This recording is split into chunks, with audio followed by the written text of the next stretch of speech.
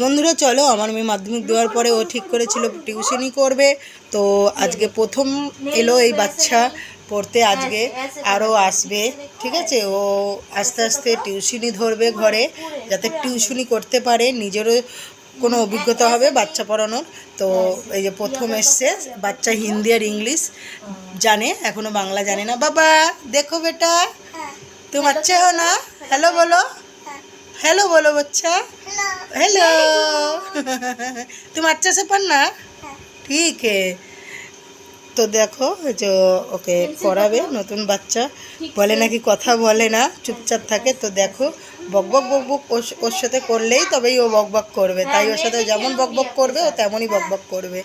তো তারপর নিয়ে দেখি কেমন পড়ায়, ওর অভিজ্ঞতাটা কেমন হয়। এর আগেও দুটো বাচ্চা পড়িয়েছিল যখন 10-এ পড়তো, তো সুবিধা ছিল না বাচ্চা দুটো, তাই ছেড়ে দিয়েছিল।